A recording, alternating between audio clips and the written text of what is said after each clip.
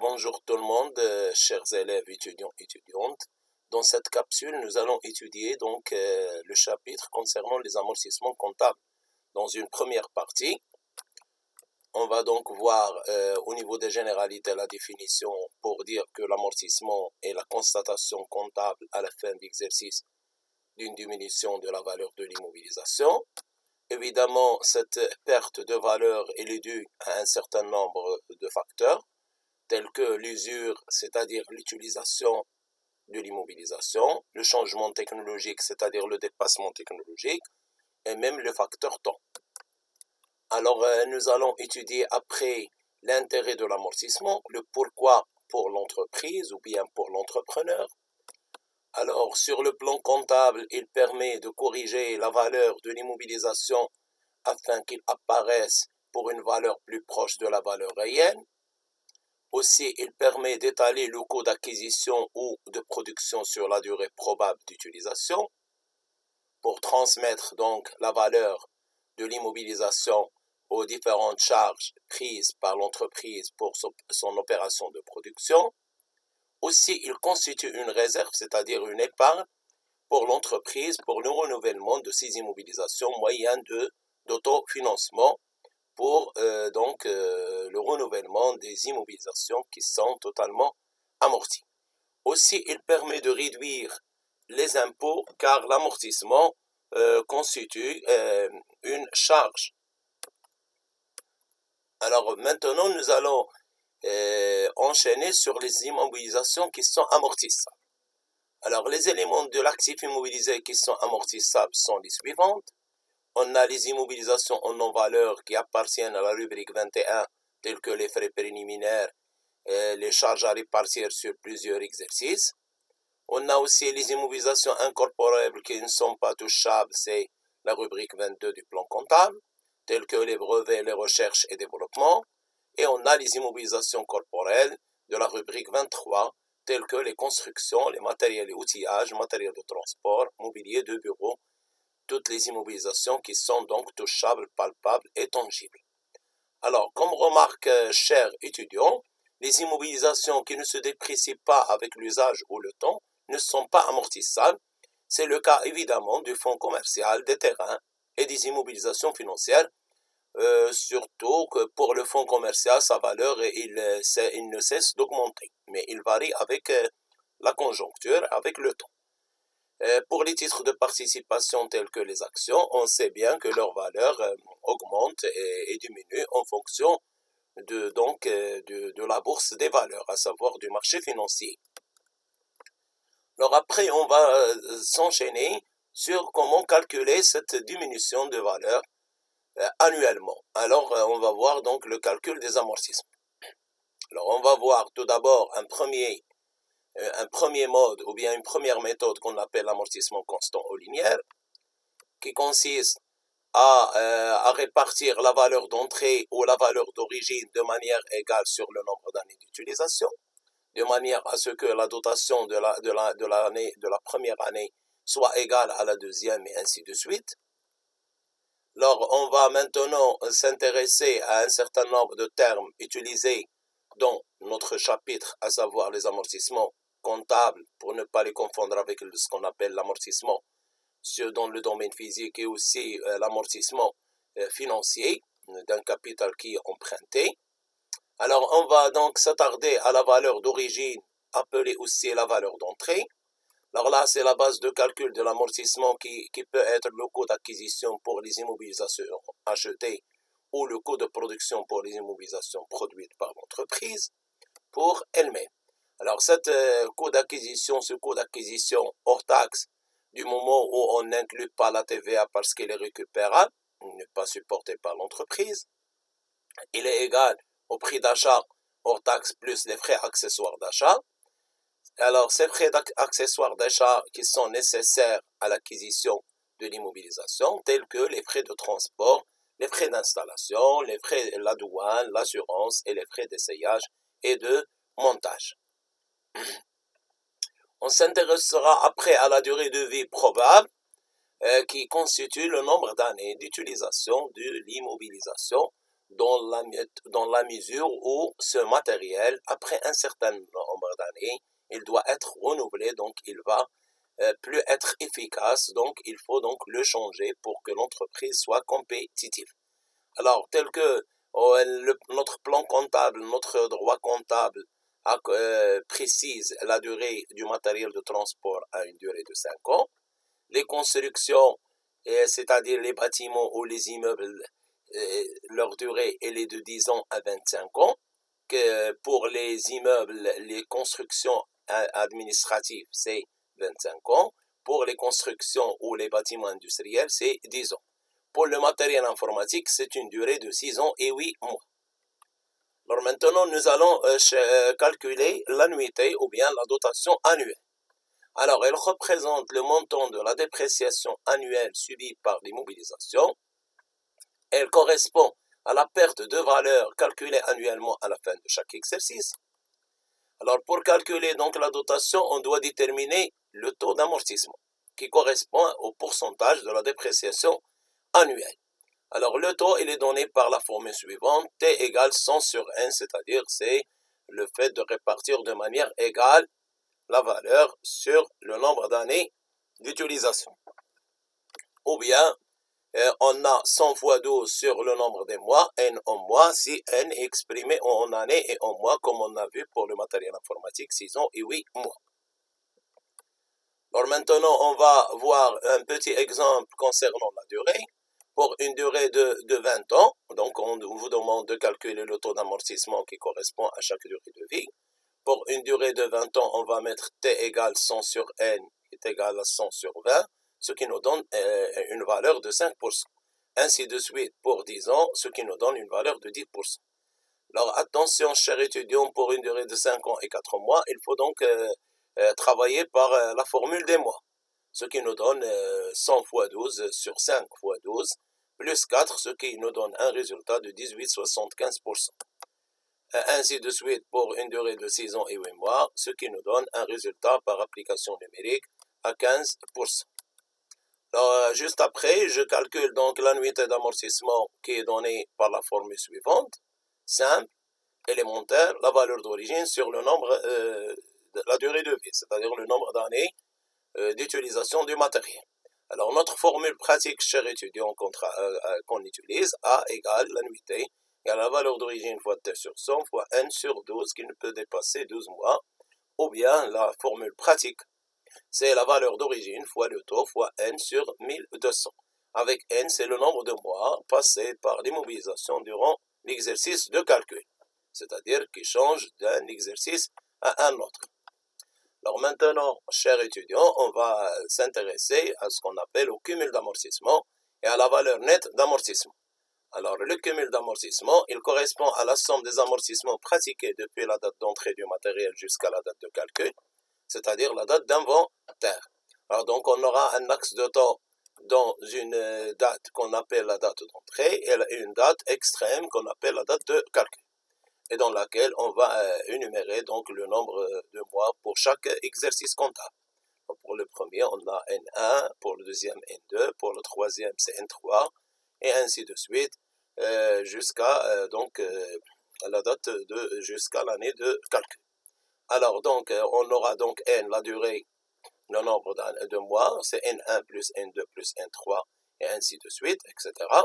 Alors on donne la formule suivante par simplification, ça nous donne le cumul d'amortissement qui est égal à la valeur d'origine fois T fois N sur 1200, qu'on appelle une formule magique. Alors après, on s'intéresse à la valeur nette d'amortissement. C'est la partie de la valeur d'origine qui n'est pas amortie, la différence entre la valeur d'origine et le cumul d'amortissement. Alors, elle est égale à la valeur d'origine moins le cumul d'amortissement. Alors, c'est cette valeur-là qui sera notée à la fin de chaque exercice dans le bilan de l'entreprise. Alors, maintenant, on va s'intéresser, si vous voulez, à un tableau qui nous résume et qui prévoit l'ensemble des dotations ainsi que les cumuls et donc les VNA, qu'on appelle le tableau d'amortissement. Alors, c'est un tableau prévisionnel qui résume tous les calculs concernant une immobilisation. Il fait apparaître les amortissements successifs, le cumul d'amortissement à la fin de chaque exercice et aussi la VNA. Alors, on va voir dans un premier lieu, dans un premier cas, l'acquisition au début de l'exercice. Alors voilà, on a une machine A12 qui est entrée, qui est achetée le 1/1/2013 avec une valeur d'origine de 300 000 pour une durée de 5 ans et un mode d'amortissement constant. Alors un taux d'amortissement linéaire constant de 20%. Alors on va noter donc la valeur d'origine en 2013 avec un nombre de mois de 12 mois parce que c'est une acquisition qui est faite au début de l'année. Sachant que pour le décompte des mois, on commence toujours du début du mois d'acquisition. Alors, même si on achète, cher étudiant, même si le matériel est entré en fin du mois, donc le mois, il sera compté. Alors maintenant, donc, je calcule la dotation qui est donnée par la valeur d'origine fois t fois n sur 1200. Par remplacement de valeur, je trouve que 300 000 fois 20 fois 12 sur 1200, c'est 60 000. Alors là, c'est une dotation qui est linéaire, qui ne change pas. Donc le cumul d'amortissement, c'est à peu près ces matières lire pour faire les amortissements successifs. Dans la première journée, 60 000. Donc la VNA, ça va être 240 000. Alors, chers étudiants, donc la valeur d'origine, c'est la base de calcul qui ne va pas changer. Ainsi, pour la dotation annuelle qui ne va pas changer. Alors, dans matière lire, j'aurai 120 000 parce que j'ai mis une première annuité, une première dotation de l'année 2013, à laquelle j'ajoute donc 2014, ce qui me donne une VNA 180 000. Pour l'annuité, donc ça ne change pas, c'est 60 000 chaque année. Alors pour les calculs donc du cumul, j'applique toujours le principe de cumulation des valeurs des annuités successives. 60 plus 60, 120 plus 60, 180 et la VNA. Donc ainsi de suite, chers étudiants. Alors, et je dois trouver enfin donc une VNA qui est égale à 0, sachant bien que la VNA à la fin de l'année de l'exercice N-1 doit être toujours égale à l'annuité de l'exercice suivant pour avoir une VNA qui est nulle. Maintenant, je vais m'intéresser à une acquisition ou entrée au cours de l'exercice. Alors, je vais approcher cette situation par une immobilisation, la camionnette, qui a acheté le 21/10/2014 pour une valeur d'origine de 140 000 avec un mode de vie de 5 ans. Donc, durée de vie de 5 ans avec un mode constant, un taux d'amortissement de 20%. Donc, comme on a dit, donc la valeur d'origine ne change pas. Alors maintenant, on va calculer, donc on a le mois 10, donc on aura octobre, novembre et décembre. Donc, on aura en 2014 seulement 3 mois. Ce qui fait, du coup, on doit compléter la suite donc en 2019 avec 9 mois pour achever les 5 années. Alors maintenant, je calcule les annuités 2014, ça me donne, je multiplie par 3 seulement, ce qui me donne 7000 dirhams. Comme j'ai dit, même si l'acquisition est faite à la fin du mois, donc toujours on commence dès le début du mois d'acquisition. L'annuité 2019, ça me donne 21 000. Alors, si je mets la somme des deux, ça va me donner la dotation annuelle, cher étudiant. Alors voilà, ma dotation, c'est 28 000 chaque année. Alors là, je calcule l'amortissement cumulé, le cumul, c'est 7 000, VNA 133 000.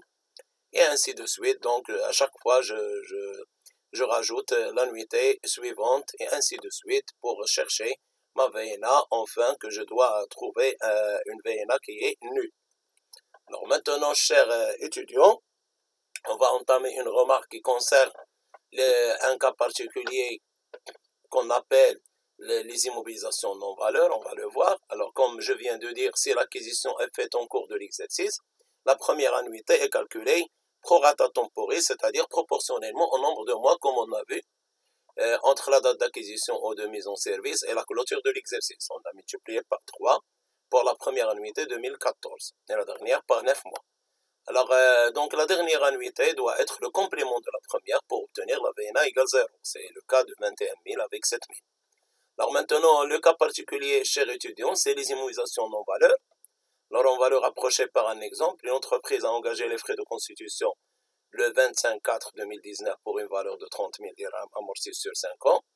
Alors on vous demande donc de donner le numéro de compte de l'immobilisation, quelle est la nature de l'immobilisation, calculer l'amortissement de la première année. Donc immédiatement on passe à la réponse, chers étudiants. Pour le numéro de compte, c'est 2111, c'est frais de constitution. Alors, sa nature, c'est une immobilisation non-valeur. Alors, T, il sera égal à 100 sur 5, ce qui nous donne 20%. Alors, vous allez voir que l'annuité est multipliée par 12, quelle que soit donc la date d'engagement des frais. Alors, au niveau de la remarque, on va dire donc pour les immobilisations non-valeurs qui appartiennent à la rubrique 21, tels que les frais préliminaires, les frais d'augmentation du capital, les frais d'acquisition, d'immobilisation, les frais de constitution. La première annuité est calculée sur la base d'un exercice complet, c'est-à-dire on doit toujours multiplier par 12, quelle que soit la date de leur engagement. Voilà, mes chers étudiants, la formule A égale V0 fois T fois 12 sur 1200, ou bien je simplifie par 12, ce qui me donne V0 fois T sur 100. Maintenant, je vais m'intéresser au deuxième mode de calcul de l'annuité ou de la dotation annuelle, à savoir l'amortissement dégressif. Alors, principe. Alors, donc, ce système, il consiste à pratiquer des annuités plus importantes dans les premières années pour encourager les entreprises à investir. Rappelez-vous, mes chers étudiants, que le principe constant, chaque année, la dotation, elle est la même. Alors que dans ce principe-là dégressif, qui est décroissant, la première année, l'annuité, elle sera plus importante que la deuxième année, et ainsi de suite. La deuxième année plus importante à la troisième, et ainsi de suite, jusqu'aux exercices finaux, on va avoir donc des annuités qui sont les mêmes. Alors, sont exclus de l'amortissement dégressif, c'est-à-dire il ne s'applique pas à ces éléments, on a donc les non-valeurs 21, de la rubrique 21, on a aussi les constructions, quelle que soit leur destination, et on a les véhicules donc de transport de personnes, voitures de tourisme. Alors, maintenant, on va avoir la formule de calcul, chers étudiants. Donc, tout d'abord, on doit calculer un taux d'amortissement dégressif. Donc, on l'obtient en multipliant le taux constant par un coefficient fiscal qui est déterminé par le droit fiscal et comptable, fonction de la durée de vie ou d'utilisation. Taux dégressif, il est égal au taux constant fois coefficient fiscal. Alors, 100 sur n fois coefficient fiscal, voilà les coefficients en vigueur. Alors, si la durée est de 3 ou 4 ans, c'est 1,5, 5 ou 6, c'est 2, plus de 6 ans, c'est 3. Alors, on va prendre un exemple de calcul pour expliciter ce taux. Donc, pour une durée de 4 ans, donc on va mettre 100 sur 4 fois le coefficient de 1,5, ce qui donne un taux de 37,5%. Pour une durée de 5, on a 100 sur 5 fois 2, ce qui nous donne 40%. Pour une durée de 6 ans et 8 mois, on a donc un taux qui est égal à 45%, presque la moitié de la valeur, il est récupéré dès la première année d'utilisation. Donc, plus la durée augmente, plus le taux dégressif est très élevé, plus la durée de la récupération du capital investi est très rapide et très élevée. Alors maintenant, on va donc enchaîner sur l'annuité d'amortissement qui est dégressive. Alors, comme rappelez-vous que l'annuité est constante et c'est le fait d'étaler la valeur d'origine sur la durée, alors là, c'est non. Alors, on travaillera par le principe suivant. On applique donc le taux d'amortissement dégressif à le VNA au début de chaque exercice. De ce fait, du coup, cette VNA, il change chaque année. Alors, donc, annuité dégressive, elle est égale à la VNA au début de l'exercice fois T% fois N sur 12. Ou bien la formule pratique VNA au début de chaque année fois le taux fois N sur 1200.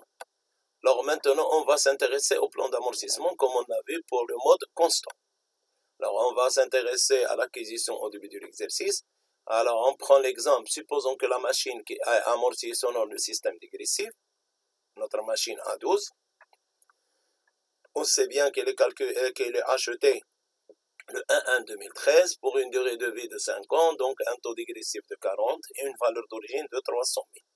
Alors, on aura un taux dégressif qui reste inchangé, 40% chaque exercice. Alors, voyez-vous, chers élèves étudiantes, on ajoute une colonne pour le taux constant. Ce taux constant de comparaison, il change d'une année à l'autre, du moment où la durée diminue à chaque fois qu'on s'approche de l'expiration de la durée de vie. Alors, donc, pour le premier taux, on met 100 sur 5, ce qui nous donne 20%. Après, lorsque l'année 2013 est expirée, il restera donc 4 exercices. Donc, 100 sur 4, c'est 25. 100 sur 3, 33, et ainsi de suite. j'obtiens 100% après. Alors, pour déterminer ce TR qu'on appelle le taux retenu ou bien le taux appliqué ou bien le taux effectif qui sera appliqué par l'entreprise, il suffit de comparer entre le taux dégressif et le taux constant et prendre la valeur la plus grande. Alors, en 2013, le taux le plus élevé, c'est 40%. Ainsi de suite pour 2014, durant toujours les premiers exercices, on trouve que le taux dégressif dépasse le taux constant, donc 40%. Mais attention, chers étudiants, en 2016, on ne va plus travailler par 40, on travaillera par 50. Et aussi en 2017, parce que l'amortissement, comme on va voir, il va devenir constant. Alors, j'applique donc ma formule de calcul pour la dotation 2014, c'est la VNA qui correspond à 300 000 du moment où le matériel est encore nouveau durant sa première année d'utilisation, c'est 120 000. Et en 2015, on va voir que c'est 180 000 fois 40 fois 12 sur 1200. Alors, je détermine mon annuité dégressive, ce qui me donne 120 000. Le cumul 120 000 par soustraction, je trouve la VN à 180 000, qui devient la valeur, la base de calcul au début de l'exercice suivant. Okay, donc, ça va me donner donc 72 000, donc comme VNA 108 000, qui devient aussi la VNA au début de l'exercice 2015, qui me donne une annuité de 43 200, que j'ajoute à 192 000, donc 235 200. Alors là, maintenant, chers étudiants, je vais donc changer la base de calcul. Alors, vous faites attention, vous voyez que la VNA chaque année diminue. Mais maintenant, il va rester stable parce que le taux est changé, il est devenu constant. Donc, j'applique mon calcul avec 50%, ce qui me donne 32 400. Alors là aussi, 32 400, parce que je mets 64 800 fois 50 fois 12 sur 1200, ce qui me donne une VNA qui est nulle. Alors, pour l'amortissement cumulé 2010, c'est le cumul 2009 plus 2000 et de l'annuité 2010, ce qui me donne un cumul de 167 600. Pour la VNA, on a déjà vu au tableau 32 400. Alors, on va mettre une remarque. Pour obtenir la VNA égale à 0, il faut pratiquer l'amortissement constant à la place de l'amortissement dégressif à partir de l'année où le taux constant dépasse le taux dégressif. Dans notre exemple, on a vu que le taux de 40% a été remplacé par un taux constant de 50%. Donc, pour le taux donc, de constant de comparaison, il est égal à 100 sur les années restantes à courir à partir du début de l'année. Pour une durée de 5 ans, on met 100 sur 5, 100 sur 4. Pour une durée, par exemple, de 4 ans, on va mettre 100 sur 4, 100 sur 3, et ainsi de suite. Maintenant, on va s'intéresser à l'acquisition au cours de l'exercice. Alors, on va donc prendre notre même exemple de la camionnette et on va supposer qu'elle est maintenant amortie selon le système dégressif chez l'étudiant. Donc, là, la valeur d'origine, là, on a un N de 3 mois en 2014 et 9 mois en 2019. Alors, on calcule maintenant le taux constant, c'est plus 100 sur les années. Donc, on va donc changer en mois. Donc, on va mettre 1200 sur 60, ce qui nous donne 20%. Alors, en 2015, on va mettre 1200 sur 60 moins 3. Ça nous donne 57, ça nous donne 21,05, qui est toujours inférieur à 40. En 2016, regardez, voyez-vous, chers étudiants, c'est 45 parce que je retranche les 12 de 57, et ainsi de suite. En 2018, c'est 57,14, il dépasse donc le taux dégressif. Et enfin, 100%. Donc, je compare maintenant les taux. Donc, je vais avoir 40 pour les 4 premiers exercices et 57,14 pardonnez, en 2018 et qui va rester la même. Donc, j'applique le même principe de calcul. Je multiplie par 3 et non pas par 12, ce qui me donne 14 000, donc 126 000, qui va devenir la VNA au début de l'année suivante. Maintenant, voyez, chers étudiants, alors j'applique le même principe, alors mais en 2018, la base de calcul va changer et qui va rester la même, identique durant les années qui restent. Et avec cette base-là de calcul que je vais calculer en utilisant un taux unique, 57,14, que je vais arrondir pour avoir un résultat fiable, 15 552, ce qui me donne un total donc de 128 336, et enfin une VNA qui est nulle, cher étudiant. Donc dans ce cas-là, on a appliqué le taux constant qui est égal à 100 fois 12 sur les mois restants à courir. Alors maintenant, chers étudiants, donc on va se contenter de cette partie-là qui a été très utile sur le plan théorique pour comment calculer le rôle de l'amortissement et comment calculer donc l'amortissement. Donc je vous donnerai rendez-vous donc dans une nouvelle capsule pour la partie comptabilité et la place des amortissements dans les états de synthèse et une application de synthèse générale. Je vous remercie de votre attention. À une autre capsule.